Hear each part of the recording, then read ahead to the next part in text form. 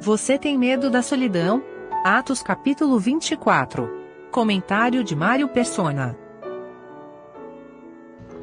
Um dos grandes receios de todo ser humano é ficar sozinho.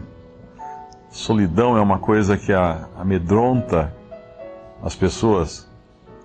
E não existe solidão maior do que viver essa vida sem Cristo e sem Deus. Morrer sem Deus. É um versículo que fala sem Deus no mundo. Viver sem esperança, viver sem Deus, e especialmente depois ser lançado nas trevas exteriores. Trevas exteriores significa trevas por todos os lados da pessoa, a toda a volta da pessoa, numa solidão extrema. E finalmente receber um corpo, ou o seu corpo ressuscitado, né? No final, mas apenas para ser lançado no lago de fogo, também em eterna solidão. E que diferença é isso do que Deus preparou para o homem? Deus não quis solidão para o homem.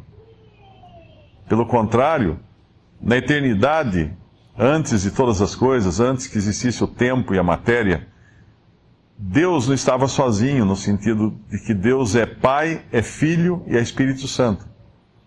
Então, o Senhor Jesus, ele fala no momento ele ora, fala assim, Pai, Tu me amaste antes da fundação do mundo. Já havia não só um relacionamento entre o Pai, o Filho e o Espírito Santo na eternidade, como havia o amor ali também.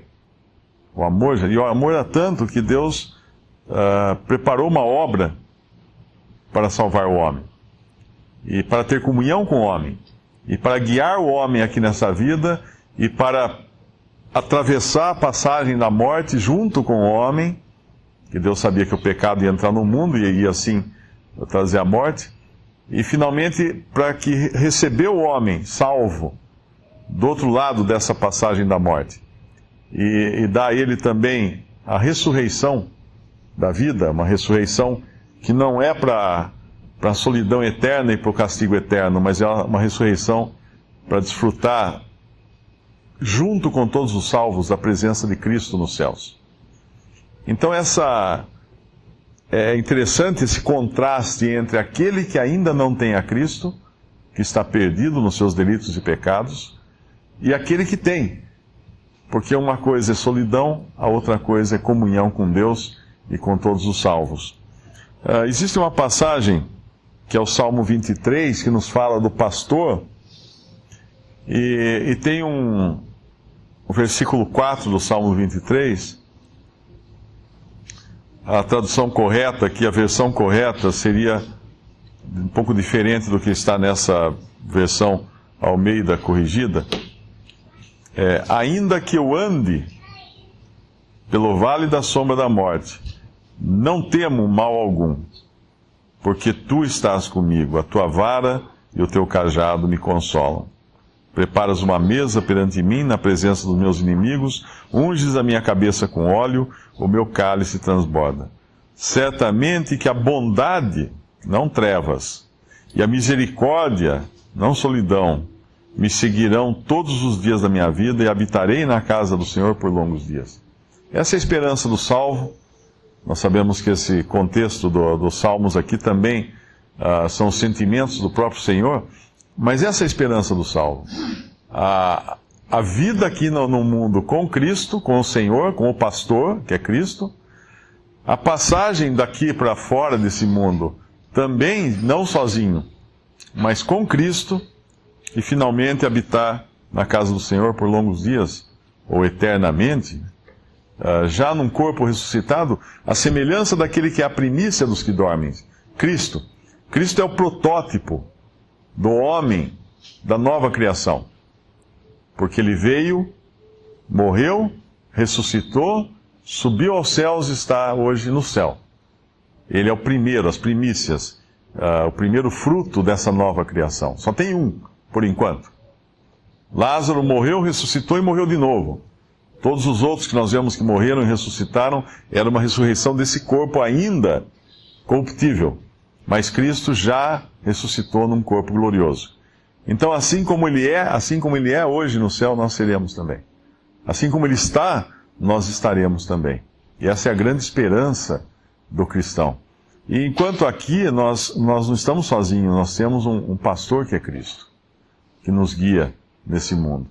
Quando Paulo aqui está falando perante esses homens, esses reis agora, Deus havia falado no começo do livro de Atos para Ananias, que foi quem recebeu Paulo logo após Saulo ainda, logo após a sua conversão. Deus havia falado que ele seria um que iria testemunhar perante reis, no capítulo 9 de Atos, versículo 15. Disse-lhe, porém, o Senhor, para Ananias aqui, que estava preocupado, porque Saulo era um perseguidor dos judeus, e agora, de repente, ele estava falando que era um cristão. Disse-lhe, porém, o Senhor, vai, porque esse é para mim um vaso escolhido, para levar o meu nome diante dos gentios, e dos reis, e dos filhos de Israel. E eu lhe mostrarei quanto deve padecer pelo meu nome.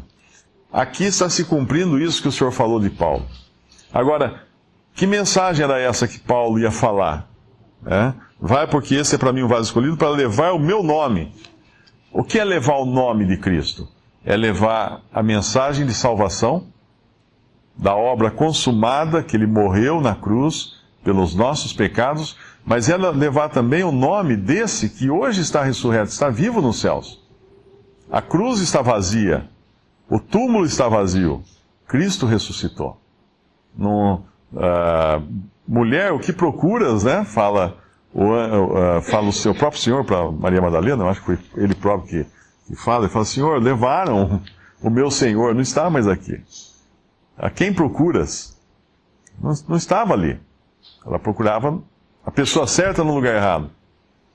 E essa é a mensagem do Evangelho, essa é a tônica de todo o cristianismo, que Cristo morreu e ressuscitou. E Paulo tinha que levar essa mensagem agora a reis. Reis e governantes, é o que ele faz aqui perante Félix. Ele vai fazer no capítulo 25 perante Pórcio Festo, que depois vai passar para Agripa, no final do capítulo 25, e assim ele vai. E alguém poderia falar assim, mas fica aqui muito evidente que nenhum desses reis parece ter dado muita atenção a Paulo, ou a sua mensagem. Então, será que ele perdeu a viagem? Será que ele perdeu o seu tempo? De maneira nenhuma. No versículo 26 fala qual era. Versículo 25, Félix já fica apavorado, espavorido, quando Paulo fala da justiça, da temperança e do juízo vindouro, como o irmão explicou. Enquanto não tem juízo vindouro, não precisa ter temperança também, pode-se viver do jeito que quer. Mas, se existe um juízo vindouro, então a coisa muda de figura. E isso assustou Félix. Mas será que assustar só resolve? Não, porque ele é um homem vil, esse Félix. E ele vai deixar Paulo preso 2 anos, e muitas vezes o mandava chamar e falava com ele. A intenção dele qual era? Receber algum dinheiro de Paulo para ser solto. A gente se espanta com corrupção hoje, nos escalões, nos altos escalões do governo, mas é assim, sempre foi assim. Nunca foi diferente. Aqui nós temos um governante querendo tirar dinheiro de um preso, que certamente não era um homem rico.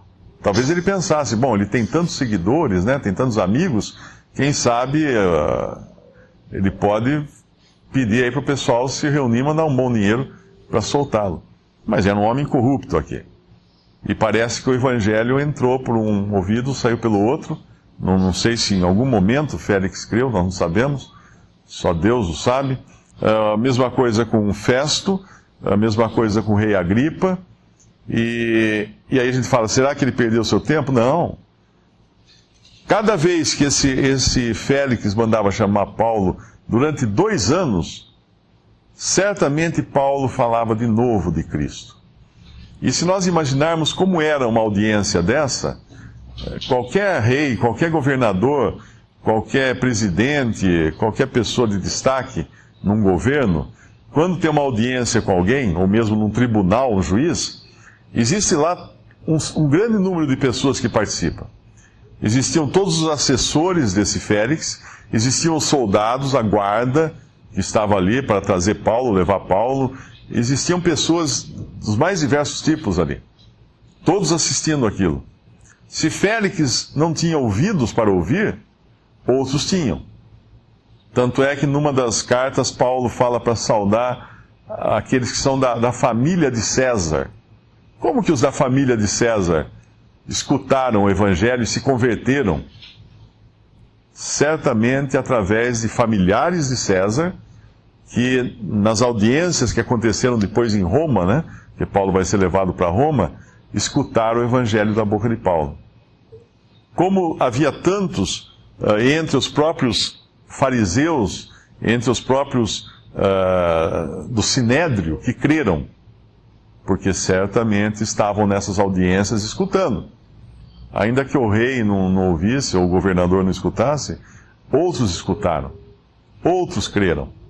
Então, muitas vezes, até o evangelho que nós falamos a alguém, e às vezes falamos assim, achando, nossa, essa pessoa não vai entender, não vai crer, não quer nada com o que eu estou falando, mas olha em volta. Tem crianças ouvindo, tem outras pessoas ouvindo, que não são exatamente o alvo da nossa conversa, mas quantos desses irão crer porque escutaram o evangelho, não sendo o objeto final da conversa, o alvo da conversa. E aqui Deus iria usar então Paulo diante desses governantes e trazendo essa mensagem que é sempre a mesma, né? E ela é sempre a mesma, mas como ela é nova. Como ela é nova. Eu me lembro uma vez, conversando com uma jovem, eu falei do evangelho para ela, expliquei direitinho, falei, se você morrer agora, para onde você vai? Eu acho que eu vou para o céu. Por quê? Porque eu sempre procurei fazer o bem, nunca fiz mal para ninguém, eu procuro andar direito, etc, etc, etc. Tá bom. Aí expliquei o evangelho. Pela graça sois salvos mediante a fé. Isso não vem de vós, não de obras, não de boas obras, para que ninguém se glorie. Entendeu agora que não é pelas suas obras, não é pelo seu proceder, mas porque Cristo morreu por você e Cristo ressuscitou por você, que você pode ir para o céu? Agora eu entendi. Então o que vai acontecer se você morrer agora? Eu acho que agora eu vou para o céu, agora eu estou mais certo que eu vou para o céu. Por que você vai para o céu? Porque eu procuro ter uma vida honesta, procuro não fazer mal para ninguém. Então, se repete a mesma coisa, a pessoa parece que nunca escutou aquilo. E parece que não entrou na cabeça. Parece que não entrou no coração. Então essa é a mesma, mas o poder está justamente na palavra de Deus. O Evangelho, não a pessoa que prega, não a eloquência de quem fala, mas o Evangelho é o poder de Deus para a salvação de todo aquele que crê. Primeiro do judeu e depois do grego, do gentil. Fala em Romanos, eu acho que é capítulo 4 ou 14, não me lembro. O Evangelho é o poder, o próprio Evangelho é poder. E o que é o Evangelho? 1 Coríntios 15, Paulo fala, já vos preguei o Evangelho. Que Evangelho? Que Cristo morreu pelos nossos pecados, que Cristo ressuscitou ao terceiro dia. Esse é o Evangelho. Mas só isso? Isso tudo, né? Porque Deus criou uma maneira de proclamar a mensagem da salvação que qualquer um pudesse entender.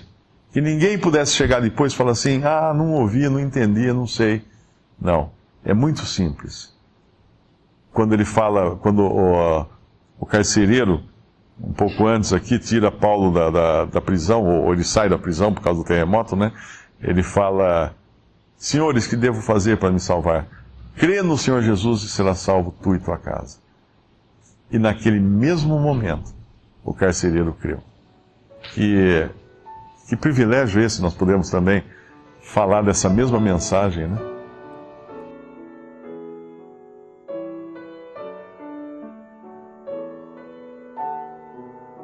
Visite Respondi.com.br. Visite também 3minutos.net.